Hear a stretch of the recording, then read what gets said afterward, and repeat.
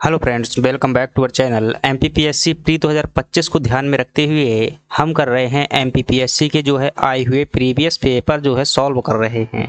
Friends, यदि आप MPPSC 2025 में एक सीट पक्की करना चाहते हैं तो आपको बहुत पहले से ही तैयार होना होगा। कई लोग कहते हैं कि 2 से 3 महीना में इसकी तैयारी हो जाती है। मैं जानकारी के लिए बता दूं, ऐसा कभी पॉसिबल नहीं है। या तो वो लोग झूठ बोल रहे हैं या तो फिर अपना क्रेज बढ़ाने के लिए ऐसी बातें कर रहे हैं। ऐसा कभी पॉसिबल नहीं होता है कि एक विस्तृत सिलेबस को बहुत कम समय में पूरा कर लिया जाए। आप इस बार के पेपर से भी समझ जाएंगे कि नॉर्मल जो कोचिंग वाले पढ़ाते हैं उनका कितना पढ़ाया हुआ फंसता है। मैंने खुद कई जगह जो कोचिंग पढ़ा हुआ है, लेकिन और कई बार सेल्फ स्टडी की हुई है, कई बार प्री निकाला हुआ है। इस बार 2024 का पेपर आया था, दावा चाहे कोई भी करता हो कि हमारे यहाँ 60-70 क्वेश्चन आए, 80 क्वेश्चन आए हैं। मैं ये कहता हूँ जितनी भी सामान्य किताबें मार्केट में प्रचलित हैं उन सामान्य किताबों में ही 60 प्रश्न फंसे हुए थे इस बार के पेपर में। बाकी प्रश्न लॉजिकल थे या फिर बहुत डीप पूछे गए थे। चलिए हम इस पेपर को सॉल्व करने का प्रयास करते हैं और इसके मानक को समझते हैं, और अगले जो इन पेपरों के बेस पर जो एमपीपीएससी ट्रेंड चेंज कर रही है उसी के आधार पर हम एमपीपीएससी 2025 के लिए क्वेश्चन सॉल्विंग टेस्ट सीरीज करते हैं, जिसमें दोस्तों क्वेश्चन टेक्निक का उपयोग करके एक क्वेश्चन के साथ में संपूर्ण टॉपिक का विश्लेषण किया जाता है। साथ ही साथ में जितने हो सके आप फैक्ट पढ़िएगा, फैक्ट याद कीजिएगा। ये फैक्ट इसको याद करने कोई तरीका नहीं होता, रटने पड़ते हैं, बार बार इनको लिखना पड़ता है, इससे याद हो जाते हैं। यकीन मानिएगा इसमें किसी प्रकार का कोई टीचर समझा नहीं सकता है। बहुत वो समझा सकता है भाई, लेकिन हर चीज़ को समझाया नहीं जा सकता है। अब जैसे जहाँ 1000 फैक्ट है, क्या हर फैक्ट की हिस्ट्री को समझाया जा सकता है? ना, नहीं समझाया जा सकता ना, दैट इज़ नॉट पॉसिबल। इसलिए आपको क्या करना है, ज़्यादा से ज़्यादा फैक्ट रटने का प्रयास करना। यदि प्री निकालना है, मेरा दोस्त सीधा सा कॉन्सेप्ट है कि जो 10,000 फैक्ट है वो आप याद करिएगा, और इन्हें दोस्तों बार बार रिवीजन करवाने का कार्य मैं कर रहा हूँ। एफएलटी ज्वाइन कीजिएगा, हमारी यूट्यूब पर फ्री चलती है और डेली अपलोड होती है। अभी तक 15 एफएलटी कर चुका हूँ, कम से कम पेपर आने तक है 150 एफएलटी करवाऊंगा। यकीन मानिए कम से कम 20 से 25,000 फैक्ट उसमें हो जाएंगे, 10,000 क्वेश्चन कंप्लीट हो जाएंगे। चलिए खैर बात करते हैं, यहाँ पर यदि चैनल पर नए सब्सक्राइब कर लीजिएगा। बात करते हैं आज के 2024 के पेपर की। पहला प्रश्न आपके सामने है और पहले प्रश्न में यदि देखेंगे तो ये दोस्तों 2000 आपका 24 का पेपर है, और ये सेट आपका ए है। हालांकि जो मैंने सॉल्व किया हुआ था सेट बी था, तो थोड़ा सा यहाँ वहाँ क्वेश्चन हो सकते हैं, लेकिन मैं आंसर बताता चलूंगा, जिसमें जैसे कोई कंफ्यूजन होगा मैं स्टार करूंगा। चलिए बात करते हैं। गुणसूत्रों में, मनुष्य में गुणसूत्र होते हैं, उनमें जो 21वां गुणसूत्र होता है उसकी कारण कौन सा, यानी कि 21वें गुणसूत्र की दोस्तों वास्तव में क्या बन जाती है, एक तीसरी कॉपी बन जाती है। तो वो इससे क्या कह देते हैं, ट्राइसोमी कह देते हैं। तो उसके कारण कौन सा रोग हो जाता है, तो ध्यान रखिएगा डाउन सिंड्रोम हो जाता है। टर्नर सिंड्रोम में दोस्तों एक गुणसूत्र कम हो जाता है, महिलाओं में होता है 25 से 45 गुणसूत्र होते हैं। सुपर फीमेल में एक फीमेल गुणसूत्र एक्स गुणसूत्र ज्यादा होता है। क्लाइनफेल्टर सिंड्रोम जो होता है, ये जिसे आप किन्नर बोल देते हैं, ये वो होते हैं। चलिए अगले प्रश्न की बात करते हैं। हम करंट अफेयर पर ज़्यादा फोकस नहीं करेंगे, क्योंकि जीके जीएस की हम बात कर रहे हैं। करंट अफेयर वैसे ही चेंज होता रहता है। दूसरा प्रश्न है आपके सामने कि राष्ट्रीय देश की देखिएगा कि राष्ट्रीय स्वास्थ्य नीति 2017 ने स्वास्थ्य में सुधार के लिए 7 प्राथमिकता वाले, इतना टफ पेपर था। यकीन मानिएगा यदि सामान्य से आप पढ़ रहे हैं ना तो सिंपल सी भाषा भी नहीं अगर समझ पाएंगे, यदि सामान्य पढ़ाई करते हैं। यकीन मानिएगा मैंने भी कई बार प्री देने के बाद ही मैं यहाँ पर पेपर सॉल्व करवा रहा हूँ। मेंस लिखने के बाद भी कार्य करवा रहा हूँ। ऐसा नहीं है कि मैं पहली बार सीधे यहाँ पर आ गया हूँ। आपका क्वेश्चन है कि राष्ट्रीय स्वास्थ्य नीति 2017 ने स्वास्थ्य में सुधार के लिए 7 प्राथमिकता वाले क्षेत्रों पर समन्वित कार्यवाही की पहचान की गई है। दिए गए विकल्पों में से कौन सा 7 प्राथमिकता वाले क्षेत्रों के अंतर्गत नहीं आता है? तो दोस्तों दिए गए ऑप्शन में बात करेंगे तो अन्नपूर्णा इससे योजना क्या है, बिल्कुल अलग है, ये इसमें नहीं आती है। याद रखिएगा जो इसमें 7 प्राथमिकता वाले तत्व शामिल किए गए थे। अन्नपूर्णा योजना अलग बात है, 2000 में प्रारंभ की गई थी मध्य प्रदेश सरकार में, और ये अन्न वितरण से गरीबों से संबंधित है, जनजातियों से संबंधित है। फ्रेंड्स चलिए अगले प्रश्न की बात करते हैं। एक बात और बताऊं कि जो लोग सामान्यतः यूट्यूब पर कोचिंग में सिलेक्शन के बाद बोलते रहते वह चीज़ बहुत अलग होती है दोस्तों, बहुत अलग होती है। वास्तविकता को समझने का प्रयास कीजिएगा। यदि पहली बार और आप नए नए स्टूडेंट हैं तो यकीन मानिएगा बहुत कुछ अलग चल रहा है, मार्केट में जो चल रहा है वो बहुत अलग है और पेपर जिस प्रकार से आते हैं वो बहुत अलग है। आप यदि थोड़ा मोड़ा समझ गए हैं, एक बार दो बार पेपर दिया हुआ है तो समझ गए होंगे, तो आप वास्तविकता को जो है पहचान कर पढ़ाई कीजिएगा और ऐसे लोगों से जुड़िएगा जो कोई इस चीज़ की वास्तविकता को बिजनेस नहीं बना रखा है। वर्तमान में एजुकेशन जो है बिजनेस बन चुका है और बिजनेस को चलाने के लिए कुछ हद तक भी, कहीं हद तक कितना भी जाया जा सकता है। चलिए बात करते हैं। ये बताना दोस्तों मेरा फर्ज है क्योंकि मैं भी एक स्टूडेंट हूँ और किस प्रकार से कैसी परिस्थिति होती है ये बहुत अच्छे तरीके से जानता हूँ, नॉर्मल ही व्यक्ति हूँ। किस दाल का लगातार सेवन करने से लेथराइजम नामक रोग हो जाता है? दोस्तों खेसारी दाल पर जो है मध्य प्रदेश सरकार ने इस पर बैन भी लगाया हुआ था, तो यही इसका क्या है उत्तर है। चलिए अगले प्रश्न की बात करते हैं। मैं उस प्रश्न पर दोस्तों बात करूंगा कि ये प्रश्न कैसे पढ़ सकते हो आप, क्या इतना प्रश्न ये पढ़ना नॉर्मल था क्या? चलिए बात करते हैं। एक टीचर थे भाई साहब, जब पेपर हुआ तो उन्होंने क्या कहा कि हमने जो पढ़ाया वही आया और अपने जो है नोट्स के फोटो दिखा रहे थे। तो मैंने सोचा कि भाई क्या है, किताब में जो है कुछ भी छपवा दोगे कहीं से और फिर बाद में कह दोगे यहाँ पर, लेकिन इतना पढ़ना पॉसिबल होता है क्या? प्रश्न देखते हैं अपना चौथा नंबर का, और चौथे नंबर का ये प्रश्न जो है चौथे नंबर का प्रश्न बताइए गए प्रश्न भाई नॉर्मल नहीं है, कई लोग इसे कह देंगे नॉर्मल प्रश्न है।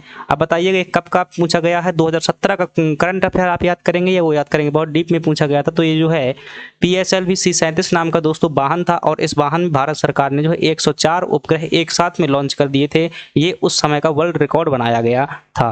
चलिए अगले प्रश्न की बात करते हैं और अगला प्रश्न है 5 नंबर का नॉर्मल प्रश्न है कि ओजोन परत की मोटाई को मापा जाता है, किससे मापा जा सकता है? तो आपके बताएंगे डॉप्सन जो है इकाई से मापा जा सकता है। 6वें नंबर के प्रश्न की बात करते हैं, ये भी नॉर्मल ही प्रश्न है।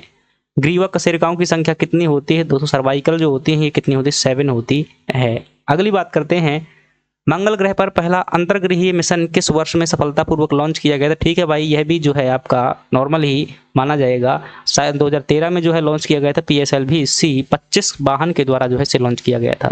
8 नंबर का प्रश्न देखते हैं और 8 नंबर के प्रश्न में है आपके सामने, ये आपको PDF फ्रेंड्स कमेंट बॉक्स में लिंक मिलेगा, वहां पर मिल जाएगा। ये प्रश्न भी आपका नॉर्मल ही है कि भारत सरकार ने जल प्रदूषण नियंत्रण निवारण अधिनियम कब पारित किया था? तो 1974 में किया था। हालांकि दोस्तों फैक्ट याद करना भी साधारण कार्य नहीं है। 9वें नंबर का देखिएगा, ये प्रश्न आपका जो है अगर आप जो है देखेंगे सिलेबस में तो सस्टेनेबल डेवलपमेंट और उसमें मध्य प्रदेश की प्रगति सिलेबस में जुड़ा हुआ है फ्रेंड्स। तो ये प्रश्न जो है यदि आपको, हालांकि पहले से पार्ट में नहीं था तो इसलिए कठिन हो गया, हालांकि ये कठिन नहीं है क्योंकि सिलेबस के शुरुआत में ही 3 लक्ष्य इसने पूछ लिए हैं। कौन कौन से जो है SDG 1, SDG 2 और SDG 9। ये 217 लक्ष्य हैं। उन 17 लक्ष्यों में पूछा है कि पहले का लक्ष्य क्या है, दूसरे का लक्ष्य क्या है, तीसरे का इसका लक्ष्य क्या है। तो SDG 1 का लक्ष्य दोस्तों गरीबी, ये मतलब गरीबी की पूर्णतः समाप्ति कर देना। इसी का अर्थ यही होता है कि कोई भी गरीब नहीं होगा। फिर गरीबी की बात जो दूसरा लक्ष्य है वो है भुखमरी को समय। यदि आप दोस्तों यह वीडियो देखना चाहते हैं तो मैंने इसे बहुत अच्छी ट्रिक जो है कहानी के माध्यम से बनाया हुआ था, मेरे प्लेलिस्ट में देखने को मिल जाएगा।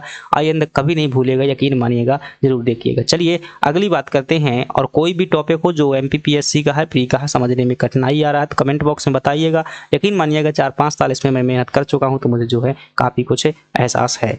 10 नंबर का प्रश्न देखिएगा कि एक जलीय परिस्थितिक तंत्र के तालाब में निम्नलिखित में से किस घटक का प्रतिनिधित्व कवक और जीवाणु? दोस्तों कवक की जैसे ही बात आती है तो कवक की बात आती है तो आप कहां पर पहुंच जाएंगे? अब घटक में पहुंच जाएंगे, क्योंकि यहां पर जो है आपका परजीवी तो दिया ही नहीं है। कवक एक तो परजीवी होता है या फिर अब घटक होता है, तो आप जो अब घटक में इसका सही उत्तर करेंगे। अगली बात करते हैं और 11 नंबर का प्रश्न है, अगर इन्हें आप डिटेल में दोस्तों क्वेश्चन पढ़ना चाहते हैं तो FLT ज्वाइन कीजिएगा, वहां पर यही क्वेश्चन जो है उठाए जाते हैं और उन्हें जो डिटेल में मैं पूरे टॉपिक के साथ में करवाता हूँ।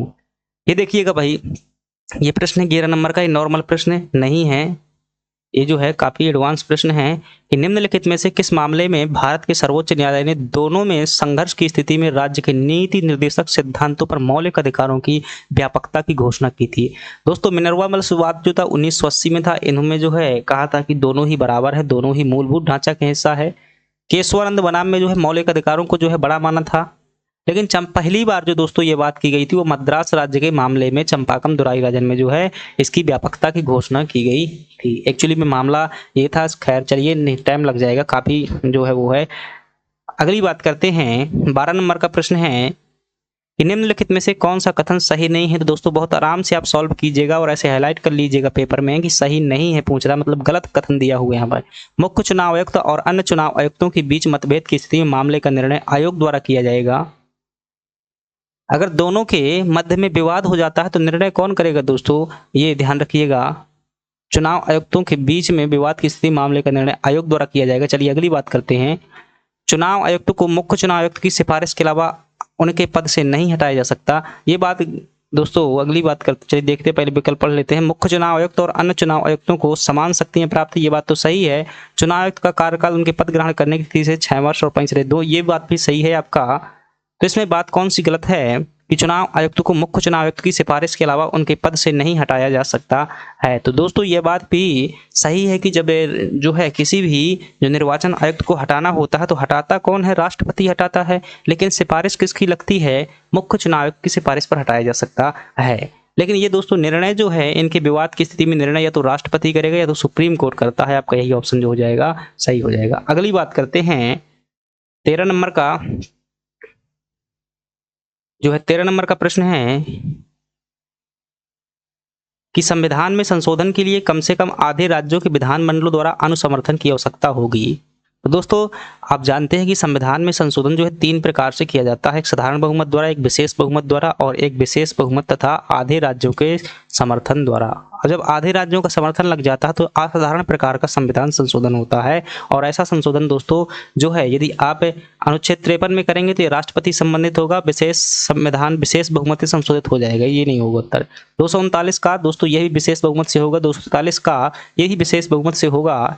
और यदि अनुच्छेद 79 का में करना है, संघीय ढांचा संबंधित अगर कोई भी संशोधन करते हो तो उसमें दोस्तों क्या करना पड़ेगा, आपको आधे राज्यों के समर्थन की आवश्यकता होती है। अगली बात करते हैं, और 100 प्रश्न सॉल्व करवाने हैं दोस्तों, थोड़ा सा मुझे फास्ट जो है करवाना होगा, आप जो है आंसर मिलाइएगा बाद में इनको।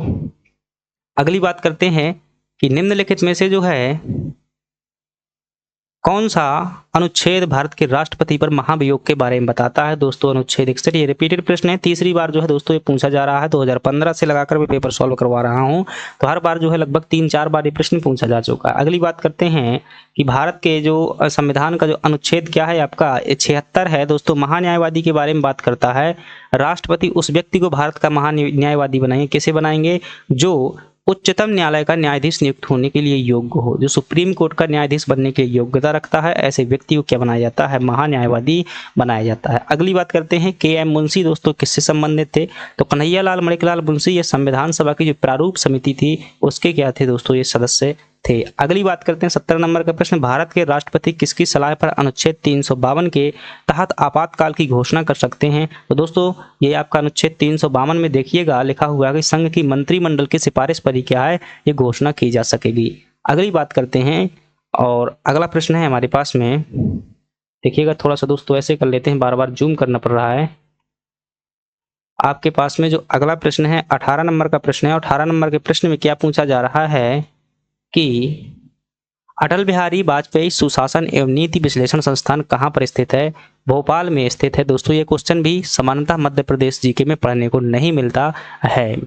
अगली बात करते हैं कि निम्नलिखित में से कथनों पर विचार कीजिएगा, कानूनी मामलों पर राज्य सरकार को सलाह देना महाधिवक्ता कर्तव्य होगा। तो ये दोस्तों बात सही है, महाधिवक्ता अनुच्छेद 165 से लिया गया प्रश्न है। महाधिवक्ता मंत्रिमंडल के प्रसाद पर्यंत पद पर रहेगा, ये बात गलत है, और यहाँ पर क्या पूछ रहा है, सही पूछ रहा है। तो दोस्तों ये राज्यपाल के प्रसाद पर्यंत पद पर बना रहता, तो इसका सही जवाब क्या होगा, ऑप्शन 1 जो है सही हो जाएगा। अगली बात करते हैं, पंचायतों को सौंपी जाने वाली शक्तियों का अधिकार जिम्मेदारी की सूची, नॉर्मल प्रश्न दोस्तों 11वीं सूची में आपको देखने को मिल जाएगा। अगली बात करते हैं, और अगला है 21 नंबर का प्रश्न है, थोड़ा सा फ्रेंड्स क्वालिटी बढ़ा लीजिएगा यदि आपके जो है दिखाई नहीं दे रहा है, क्योंकि वैसे में टाइम लग जाएगा, फिर आपको जो है 1-2 घंटे का समय लग जाएगा हर बार करने में। भिम्मा जनजाति के लोग मध्य प्रदेश के किन जिलों में निवास करते हैं, तो आप क्या बताएंगे कि मंडला और डिंडोरी में। ये प्रश्न भी दोस्तों समानता कोई भी कोचिंग वाला कोई भी किताब जो है देखने को नहीं मिलता है, यकीन मानिएगा, मैंने भी जो है काफ़ी जो इनके देखे हैं आंसर, लेकिन ये समानतः किसी किताब में देखने को नहीं मिलता है। भाई स्पेशल कोई किताब हो तो नहीं कहता जो जनजाति रिसर्च पर आधारित हो, लेकिन सामान्य किताब जो होती है मार्केट में प्रचलित होती हैं उसी के आधार पर जो है ये माना जाता है कि पेपर का लेवल सरल है कठिन है, क्योंकि सामान्य किताब ही व्यक्ति परचेस करते हैं, कोई रिसर्च सेंटर में जाकर के वहाँ पढ़ने नहीं जाता 1 यूनिट के लिए, अन्यथा इतना भी वो होता तो फिर क्या है भाई, पीएससी की तैयारी क्यों करता। अगली बात करते हैं, मांडवारा त्योहार डॉट डॉट द्वारा मनाया जाता है। तो फ्रेंड्स यह क्वेश्चन भी समान नहीं है, क्योंकि ये गौंड जनजाति द्वारा मनाया जाता है, सामान्य किताबों में देखने को नहीं मिलता है। महानायक टांटिया मामा किस आदिवासी जनजाति से संबंधित है, ये प्रश्न आपका नॉर्मल प्रश्न है और जो है भील जनजाति से संबंधित है। स्वतंत्रता सेनानी रघुनाथ सिंह मंडलोई डॉट डॉट से संबंधित है, ठीक है, इसे भी आप नॉर्मली मान सकते हैं, लेकिन ये भी जो है रघुनाथ सिंह मंडलोई देखने को मिलते हैं, लेकिन किस जनजाति से संबंधित हैं ये भी थोड़ा। चलिए अगली बात करते हैं, ये भी आपका प्रश्न नॉर्मल है। 25 नंबर का, बादल भोई दोस्तों कौन थे, स्वतंत्रता सेनानी थे, 1857 की क्रांति से जुड़े हुए थे, इनके नाम पर जो है संग्रहालय भी है।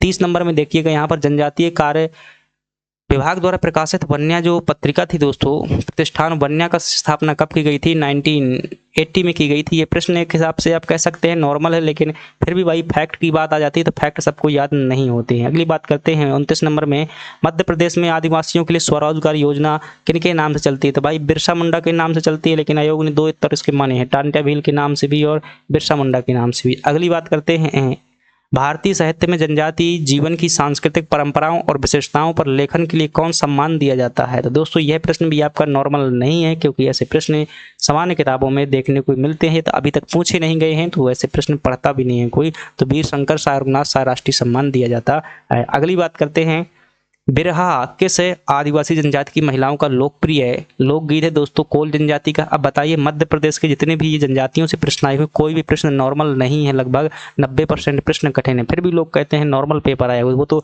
100 वैकेंसी थी तो इतनी कट ऑफ हाई चली गई, वरना जो है कट ऑफ कितनी लो जाती है आपको पता नहीं था।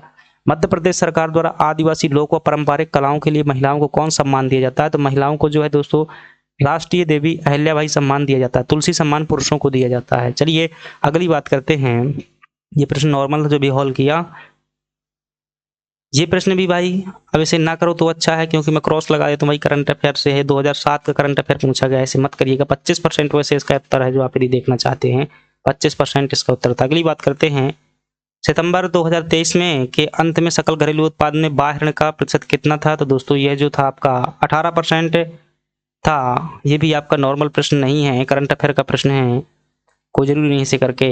2017-18 में भारत के सभी कारखानों को कितना प्रतिशत मध्य प्रदेश में स्थित था, तो ये भी दोस्तों साधारण प्रश्न नहीं है, असाधारण प्रकार का प्रश्न है, सॉरी।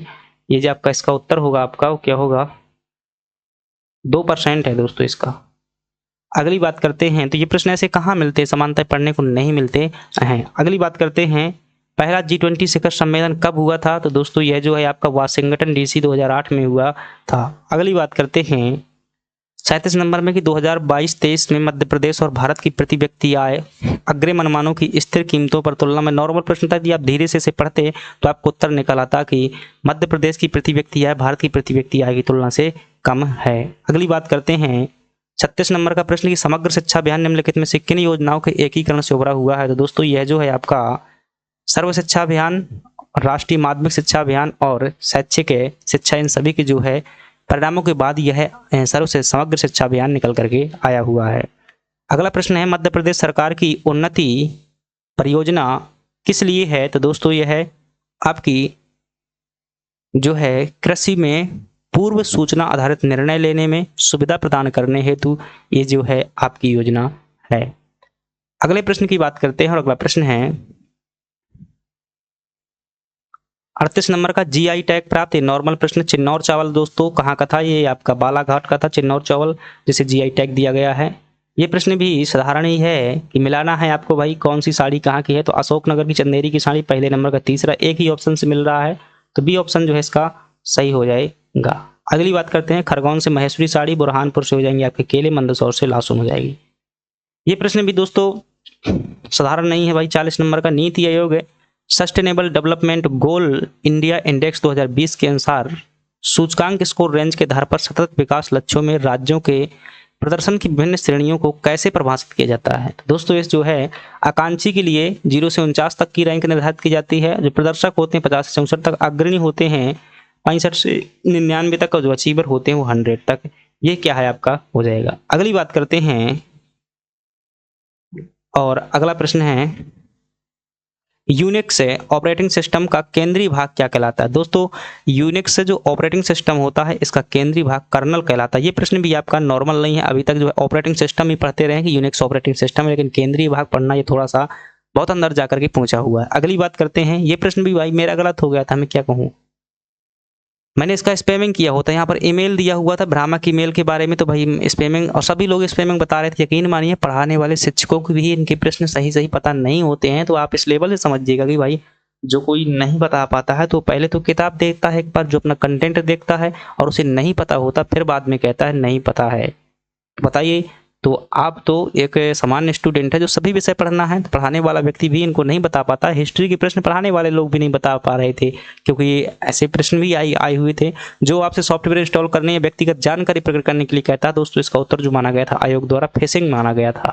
अगली बात करते हैं, कुर्टेली क्या है दोस्तों, तो कुर्टेली एक प्रकार का, ध्यान रखिएगा, सर्च इंजन है। तो ये आप याद करिएगा, सर्च इंजन से लगातार प्रश्न आ रहा है, लेकिन इस बार जो नए नए प्रकार का सर्च इंजन पूछा गया है। अगला प्रश्न है आपके सामने कि इमिटेशन किसका मूल नाम है दोस्तों। जो ट्यूरिंग टेस्ट था उसी का जो है आपका मूल नाम है इमिटेशन गेम। अगली बात करते हैं, ट्विटर के संस्थापक, नॉर्मल प्रश्न था, जैक डॉर्से हैं। अगली बात करते हैं ई गवर्नेंस के 4 चरण, ये भी जो आपका नॉर्मल प्रश्न है। लोक प्रक्रिया, प्रौद्योगिकी, संसाधन, ये 4 चरण होते हैं। ये देखिएगा 50 नंबर का प्रश्न, ये नॉर्मल नहीं है। इंटरनेट के क्षेत्र में W3C का अर्थ क्या है, तो इसका अर्थ दोस्तों होता है वर्ल्ड वाइड वेब कंसोर्टियम होता है। ये जो है अभी तक मैंने भी नहीं पढ़ा था, जो है कई बार पेपर दिया है, नहीं पढ़ा, मुझे कहीं किताब में नहीं मिला हुआ है। तो अब ये नए प्रकार की किताबों में छप जाएगा और हर कोई कहेगा कि हमारी किताब से आया हुआ है, तो आप इस बात को समझिएगा। MPEG का अर्थ क्या होता है दोस्तों, इसका अर्थ होता है मूविंग पिक्चर एक्सपर्ट ग्रुप। ये नॉर्मल प्रश्न है थोड़ा सा, यदि आप इसमें जागरूक रहते हैं। आर्टिफिशियल इंटेलिजेंस की शाखा है, यह भी दोस्तों AI का प्रश्न है और सामान्य प्रश्न इसे कहेंगे। अगली बात करते हैं, उन पेशेवरों और व्यवसायिक लोगों के लिए एक सोशल नेटवर्किंग साइट जो अन्य पेशेवरों से जुड़ना चाहते हैं, लिंक्डइन है दोस्तों। नॉर्मल प्रश्न नहीं है, हालांकि इनमें से जो IT के क्वेश्चन आए हुए नॉर्मल नहीं है, क्योंकि इनकी लैंग्वेज इतनी कठिन होती है। अगली बात करते हैं,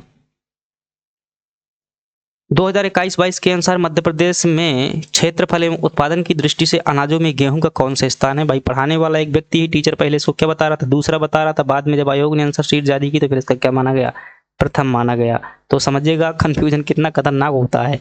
अगली बात करते हैं, मध्य प्रदेश के किस जिले में सोयाबीन का उत्पादन प्रारंभ हुआ था, तो फ्रेंड्स ये आपका देवास से जो है सोयाबीन का उत्पादन क्या हुआ था, प्रारंभ हुआ था। अगली बात करते हैं, सॉरी एक्चुअली मैं इसमें जो है कंफ्यूज हो रहा हूँ थोड़ा सा, आप जस्ट मिनट, 1 सेकंड का वेट करेंगे।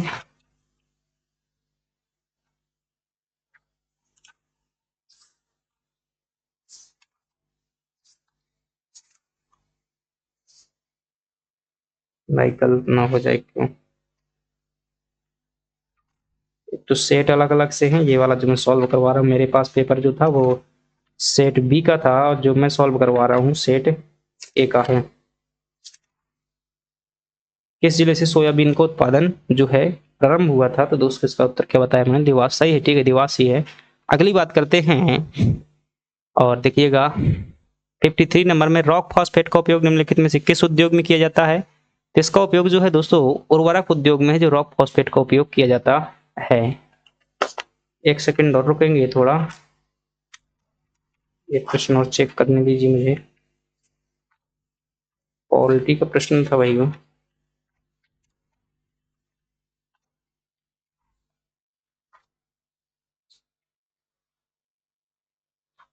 प्रश्न गायब हो गया वो।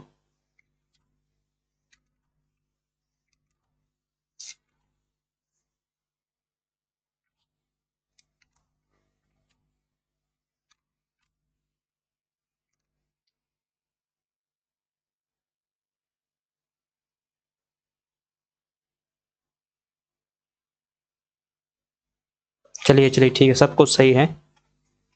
जो कहते हैं गलती हो जाए तो भाई बाद में कमेंट में लोग क्या क्या बोलने लगते हैं, लेकिन जानबूझकर थोड़ी ना कोई करता है। लेकिन फिर भी एक क्वेश्चन से जब सिलेक्शन रुकता है तो उस बात का एहसास मैं जानता हूँ।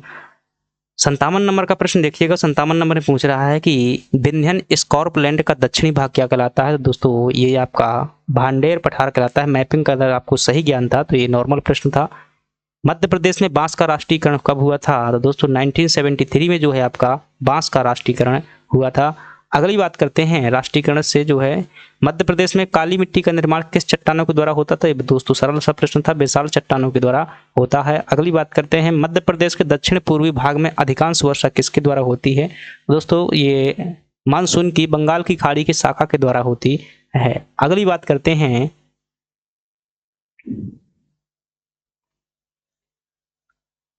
58 नंबर का प्रश्न है कि भारत, ये दोस्तों बहुत महत्वपूर्ण प्रश्न है, इससे लगातार 4 बार प्रश्न आ चुका है। कभी पूछता है कब स्थापना हुई थी, कब इसे महारत्न का दर्जा दिया गया था, किसके सहयोग से हुई थी। तो दोस्तों ये भेल जो है भोपाल में है और इसकी स्थापना ब्रिटेन के सहयोग से की गई थी। 61 नंबर में देखिएगा बांग्ला भाषा में रचित ऐतिहासिक उपन्यास दुर्गेश नंदिनी के लेखक कौन है। दोस्तों नॉर्मल प्रश्न नहीं है, बंकिम चंद्र चटर्जी। समानतः जो है आप अन्नमठी पढ़ते हैं। अगली बात करते हैं 62 नंबर में केशव चंद्र सेन को ब्रह्म समाज का प्रधान आचार्य किसने नियुक्त किया था। दोस्तों ठाकुर देवेंद्र नाथ जी ने जो है इसे नियुक्त किया हुआ था। अगली बात करते हैं कि वर्ष 2011 की जनगणना के अनुसार किस जिले में नगरीय जनसंख्या का प्रतिशत सर्वाधिक है। तो आप क्या बताएंगे, भोपाल जिला में जो है सर्वाधिक नगरीय जनसंख्या है। गांधी जी ने किस आंदोलन के समय वेल्स के राजकुमार का बहिष्कार करने का आह्वान किया था। तो दोस्तों ये असहयोग आंदोलन के समय पर इन्होंने किया हुआ था। अगली बात करते हैं कि मौर्यकालीन प्रशासन में प्रशासनिक व्यवस्था में प्रतिष्ठा जो है किस विभाग से संबंधित था। तो ये दोस्तों प्रतिष्ठा और धर्मस्थलीय दोस्तों न्यायाधीश होते थे, न्यायालय से संबंधित है। निम्नलिखित में से कौन सी सिंचाई परियोजना में 4 राज्यों की भागीदारी है।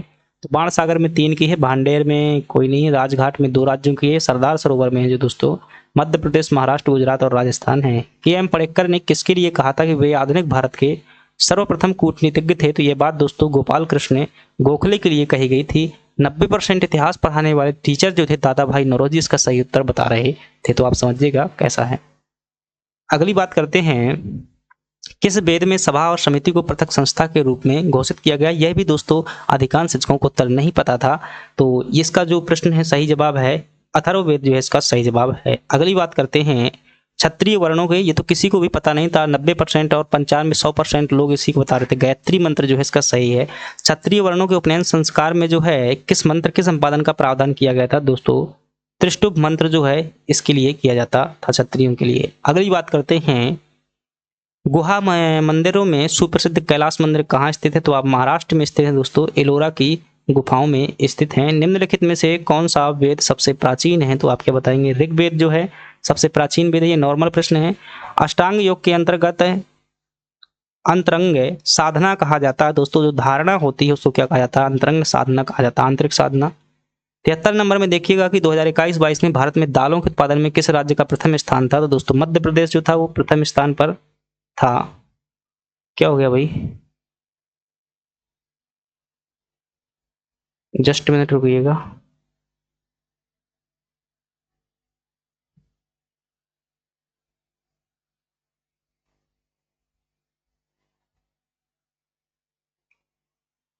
चलिए चलिए चलिए ठीक है।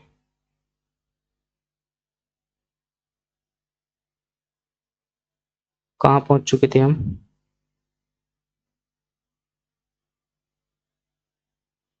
71 नंबर में देखिएगा कि निम्नलिखित में इसका युग्मों का सही मिलान कीजिएगा। कावेरी नदी दोस्तों ब्रह्मगिरी की पहाड़ियों से निकलती है। तो 1 नंबर का आपका दूसरा उत्तर सही हो जाएगा। देखिएगा 1 नंबर का दूसरा कहाँ पर दिया हुआ है, इस ऑप्शन बस में दिया हुआ। तो आप इसी प्रकार से गैस कीजिएगा और समय वेस्ट करने से बचिएगा। तो इसका सही जवाब क्या हो जाएगा, ऑप्शन सी जो है इसका सही जवाब हो जाएगा। बाकी मिला सकते हैं आप इसी के आधार पर।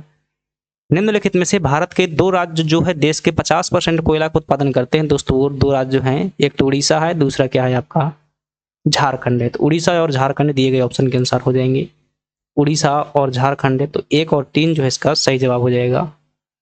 अगली बात करते हैं, अगला प्रश्न है कि वर्ष 2021-22 में भारत में दालों के उत्पादन में किस राज्य का प्रथम स्थान था। तो ये आपका जो है मध्य प्रदेश का इसमें प्रथम स्थान था। नेक्स्ट प्रश्न है निम्नलिखित में से कौन सा राज्य बॉक्साइट का सबसे बड़ा भंडार रखता है। नॉर्मल ही प्रश्न है और ये दोस्तों बॉक्साइट जो है आपका उड़ीसा में जो है सबसे ज्यादा भंडार है। अगली बात करते हैं निम्नलिखित में से कौन सा कथन सही नहीं है। तो आप क्या बताएंगे कि एल नीनो की घटना प्रतिवर्ष होती है। दोस्तों यह बात सही नहीं है क्योंकि यह एल नीनो जो है लगभग 3 से 5 सालों में होती है। अगली बात करते हैं कि निम्नलिखित में से वर्ष 2021-22 में भारत में कौन सा राज्य चावल का सबसे बड़ा उत्पादक रहा है। तो पश्चिम बंगाल जो है चावल का सबसे बड़ा उत्पादक रहा है। निम्नलिखित में से कौन सी जस्ट मिनट निम्नलिखित में से कौन सी सबसे लंबी नदी है? तो दोस्तों दिए गए ऑप्शन के अनुसार देखोगे, ताप्ती की लंबाई 724 किलोमीटर है, सोन की 780 है, नर्मदा की 1312 किलोमीटर है और कावेरी की जो है आपकी 1180 किलोमीटर के समथिंग है। तो नर्मदा यहाँ पर जो है आपकी सही हो जाएगी। अगली बात करते हैं कि जनगणना 2011 के अनुसार भारत के निम्नलिखित राज्यों में से कौन से राज्य जनसंख्या घनत्व सबसे कम रहा है? तो अरुणाचल प्रदेश में आपका 94 यहाँ पर जनसंख्या घनत्व है। अगली बात करते हैं कि निम्नलिखित पर्वत चोटियों को उनकी ऊंचाई के आधार पर अवरोही क्रम में लगाइएगा। दोस्तों यहाँ दिए गए ऑप्शन के अनुसार तीसरा नंबर सबसे पहले आएगा, अनाई मुदी 2697 इसकी ऊंचाई है। तो तीसरा ऑप्शन एक ही जगह मिल जाता है तो आपका यही क्या हो जाएगा, उत्तर सही हो जाएगा। बाकी जो है कुछ भी हो आपको इसी प्रकार लगाना है। वर्ष 2021 में निम्नलिखित में से कौन सा चक्रवात पश्चिमी तट पर आया था? करंट अफेयर क्वेश्चन डिलीट कर दीजिएगा। ताउते जो है तौकते इसका सही उत्तर था, आप चाहें तो कर सकते हैं। अगली बात है, रानी दुर्गावती जो अन्न प्रोत्साहन योजना के बारे में कौन सी बात सही है? मध्य प्रदेश में मिलेट को प्रोत्साहन करती है, पूरे मध्य प्रदेश में लागू है। दोस्तों इसी आधार पर मैंने गलत कर दिया था, पहले जो है दोस्तों ये 8 जिलों में लागू थी, जनजातीय जिलों में, बाद में पूरे मध्य प्रदेश में लागू हो गई और यह है इतने के लिए लागू। सभी बातें जो इसमें सही है, तो तीसरा ऑप्शन जो है आपका डी ऑप्शन सही हो जाएगा। 82 नंबर का प्रश्न है कि वर्ष 2024 में भारत के राष्ट्रपति द्वारा निम्नलिखित में से किसको राज्यसभा के 12वें सदस्य के रूप में नामित किया गया है? दोस्तों सुधा मूर्ति जी हैं ये। मध्य प्रदेश के पैरो कैनो खिलाड़ी जो है जिन्हें 2023 में अर्जुन पुरस्कार दिया गया है वो दोस्तों ग्वालियर की प्राची यादव साहब थी। लम्हेटा गांव किस जिले में स्थित है? दोस्तों ये आपका जबलपुर में पड़ता है। अगली बात करें, वर्ष 2024 में FIDI कैंडिडेट्स टूर्नामेंट जीतने वाले सबसे कम उम्र के खिलाड़ी कौन बने हैं? तो दोस्तों ये डी गुकेश साहब बने हैं। अगली बात करें, सांख्यिकी में 2023 के लिए अंतरराष्ट्रीय पुरस्कार जिसे गणित के नोबेल पुरस्कार के बराबर माना जाता है उसके प्राप्तकर्ता कौन है? तो दोस्तों ये आपके कल्याणपुरी राधाकृष्ण राव जी हैं। अगली बात करते हैं कि निम्नलिखित में से कौन पारंपरिक माच गायन शैली से संबंध है? तो दोस्तों ओम प्रकाश शर्मा ने पद्मश्री दिया गया था उसी से संबंधित है। अगली बात करते हैं, 88 नंबर का प्रश्न है कि निम्नलिखित में से किसको वर्ष 2024 में भारत के लोकपाल के अध्यक्ष के रूप में नियुक्त किया गया था? दोस्तों ये अजय माणिक राव साहब थे। करंट अफेयर क्वेश्चन है। वैश्विक घड़ी दोस्तों कहाँ स्थापित की गई है? तो आप जानते हैं कि वैश्विक घड़ी कहाँ स्थापित की गई है, यह जो है उज्जैन में स्थापित की गई है वैश्विक घड़ी। अगली बात करते हैं, ये देखिएगा भाई क्वेश्चन का लेवल देखिएगा कि जनवरी से मार्च 2024 में भारत और इंग्लैंड के मध्य संपन्न 5 टेस्ट मैचों की क्रिकेट श्रृंखला में भारत विजयी रहा था। तो भारत जो है दोस्तों 4-1 से जो है विजयी रहा था। अगली बात करते हैं, किस ताम्रपाषाणकालीन स्थल को बराहमीर का जन्म स्थल माना जाता है? तो आपके बताएंगे कायथा को जो है ये माना जाता है। अगली बात है, नर्मदा नदी का साहित्यिक संदर्भ सर्वप्रथम कहाँ मिलता है? तो सब नवीन प्रकार के क्वेश्चन थे दोस्तों, पुराने क्वेश्चन रिपीटेड कम आ रहे हैं यहाँ से, हालांकि फिर भी 3-4 क्वेश्चन एक पेपर से आ ही जाते हैं। निम्नलिखित में से स्वतंत्रता सेनानियों को उनके क्रांति क्षेत्र से सम्मिलित कीजिएगा। राजा मर्दन सिंह जो है दोस्तों भानपुर के नहीं, बानपुर है, बानपुर मुरैना में पड़ता है। 1 नंबर का दूसरा नंबर, तो 1 नंबर का दूसरा नंबर एक ही ऑप्शन में आप सही कर दीजिएगा इसी को। और दौलत सिंह नेमावर से हो जाएंगे, राजा बखत वली जो है सागर से हो जाएंगे और मुराद अली जो है आपके मऊ से हो जाएंगे। अगली बात करते हैं, और आपका जो है 94 नंबर का प्रश्न है कि निम्नलिखित में से कौन सा युग्म गलत है? तो बोरी दोस्तों होशंगाबाद में सही है, गंगऊ पन्ना में है, करेरा शिवपुरी में है, घाटी गांव इंदौर में नहीं है दोस्तों, घाटी गांव ग्वालियर में पड़ता है। अगला प्रश्न है कि शंकर राव पंडित का संबंध किससे है? तो दोस्तों ये ख्याल गायकी संबंधित है, ग्वालियर के संगीत घराने से आते हैं। गम्मत लोकनाट्य का सूत्रधार क्या कहलाता है? भाई कौन पता है ये? ऐसा कुडरगिया कहलाता है, कुडरगिया गम्मत लोकनाट्य का सूत्रधार। मोहन खेड़ा जैन तीर्थ स्थल निम्न से किस जिले में स्थित है? कभी किसी टीचर ने नहीं पढ़ाया हुआ है, हम पढ़ते रहे हैं। तो कहाँ पर स्थित है? ये आपका धार जिले में स्थित है। यशो बर्मन के सौंदानी अभिलेख के रचयिता कौन है? दोस्तों यह भी साधारण क्वेश्चन नहीं, वासुल कवि इसके क्या है आपके रचनाकार हैं। अगली बात करते हैं, कोहबर क्या है? तो ये आपका नॉर्मल प्रश्न है, वैवाहिक अनुष्ठानिक भित्ति चित्र है। और आपका लास्ट प्रश्न है कि कुमार गुप्त के बंधु वर्मा के 10पुर अभिलेख के संदर्भ में कौन सी बात गलत है? लगातार यहाँ से प्रश्न आ रहे हैं। इस अभिलेख में रेशम की जानकारी मिलती है, सही बात है। यह भारत ने विज्ञापन, ये भी सही है। इस अभिलेख में 10पुर को पश्चिमपुर भी कहा गया है, पता नहीं भाई ये बात लेकिन पता है कि इसकी रचना जो भवभूति ने नहीं की हुई थी, वत्स भट्टी ने इसकी रचना की हुई थी। तो ये फ्रेंड हमारा प्रश्न पत्र 2023 का था। हमने 2015 से लगा करके 2025-24 तक के पेपर सॉल्व किए हैं। अब जो है हम दोस्तों हिस्ट्री विषय का घटना चक्र करना प्रारंभ करेंगे। आप जो है एमपीपीएससी के पेपर निकालना चाहते हैं तो हमारे साथ में जरूर जुड़िएगा। चलिए धन्यवाद। PDF आपको जो है मिल जाएगा टेलीग्राम में। चलिए।